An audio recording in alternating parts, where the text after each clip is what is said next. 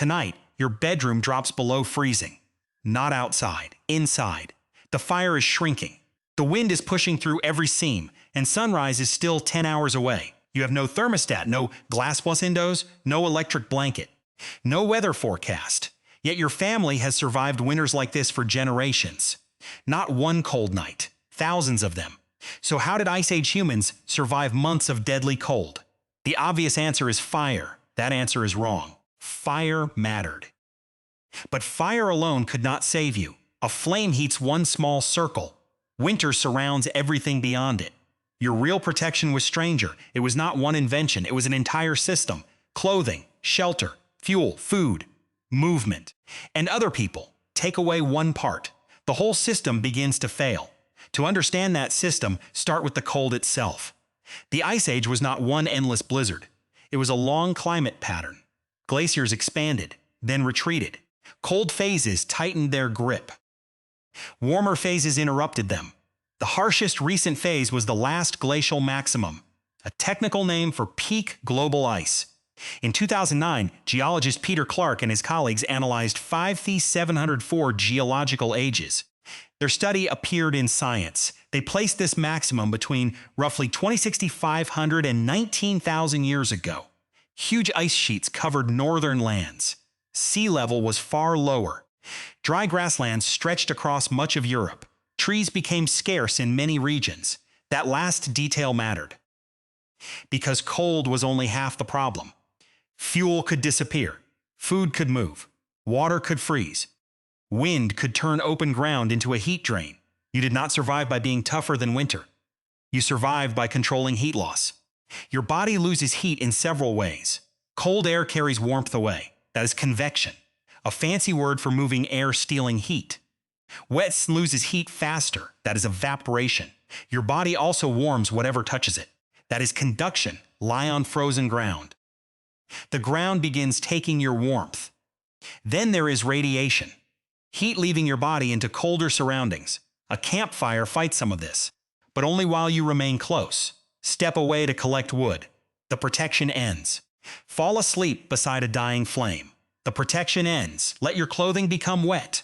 The protection can reverse. Now the fabric helps pull heat away. So the first survival technology was not fire. It was a barrier, something between skin and winter. Animal hides seem simple. They were not. A loose hide leaves gaps. Wind finds those gaps. Movement exposes the body. A fitted garment works differently. It traps still air near your skin. Still air is insulation. Insulation means heat becomes harder to escape. But fitted clothing requires tools. Scrapers clean hides. Awls punch holes. Sinew becomes thread. Needles pull that thread through. Every step stores knowledge. In 2024, archaeologist Ian Gilligan and 4 colleagues studied Paleolithic-eyed needles. Their paper appeared in Science Advances. The earliest known examples appear around 40,000 years ago in Siberia. At Yana, a high-latitude site near 71 degrees north, archaeologists found 192-eyed needles and fragments. They also found 4 needle cases and 79 bone awls and fragments. Think about that number. Not one lucky tool. An entire sewing tradition. Bone awls could already pierce hides. Eyed needles made finer work easier. They could close small seams. Repair delicate sections. Attach decorations. Possibly build layered clothing. Layering changes everything. One layer traps air, another protects it. A fur layer can face inward. A tougher hide can face outward. A hood protects the head. Sleeves protect moving arms. Leggings protect blood flowing near the skin. Foot coverings protect the body part touching frozen ground. This was not fashion in the modern sense. It was portable shelter. You carried a warm room on your body. But where did fitted clothing begin? Direct garments almost never survive.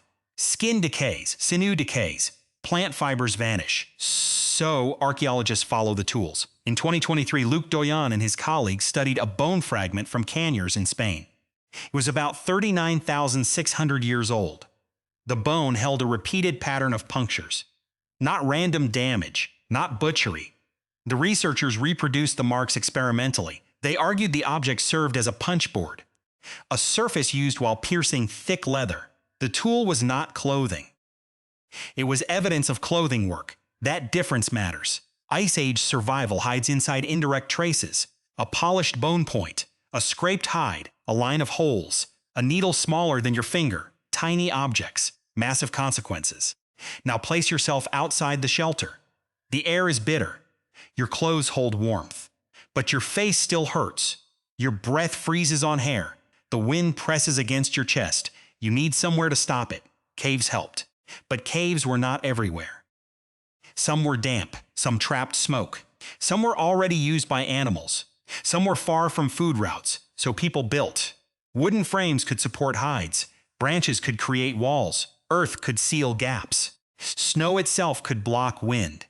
And on the open plains, bone could become architecture. In 2020, archaeologist Alexander Pryor and his team published work on Kostenki 11 in Russia. They described a circular mammoth bone structure roughly 12.5 meters wide. It dated to about 25,000 years ago. The structure contained bones from dozens of mammoths.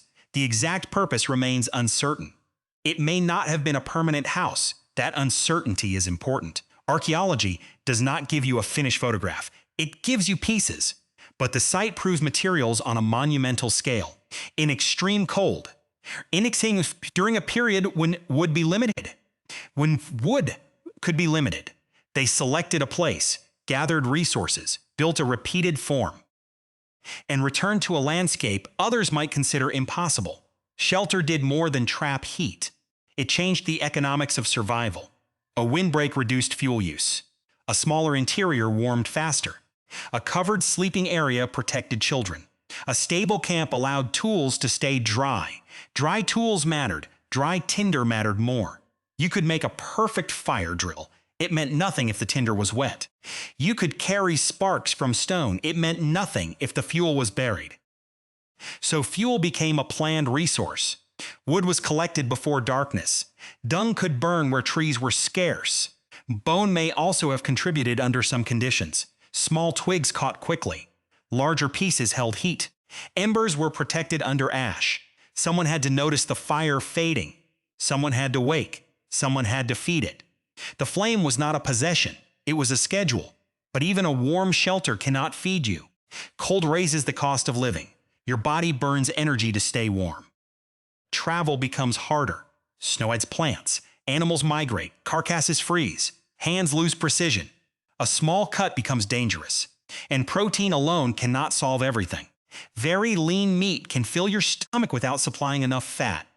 Your body needs fat for concentrated energy. It also needs carbohydrates when available. Marrow matters. Brains matter. Fatty tissue matters. Roots matter. Stored plants matter. The successful diet was not simply more meat. It was the right energy. At the right season, from the right body parts. Ice Age hunters had to read animals like calendars. When was the herd moving? Which individual still carried fat? Where would reindeer cross? When would rivers freeze? Where could fish still be reached? Which valley held less wind? Which spring stayed open? One mistake could cost days. Several mistakes could cost a family. This is why mobility mattered. People did not fight winter everywhere. They chose where winter could be survived. A south-facing slope caught more sun. A rock wall blocked wind. A river corridor guided animals. A spring offered liquid water. A familiar cave reduced uncertainty. The map lived inside memory, and memory lived inside people. That brings you to the real twist.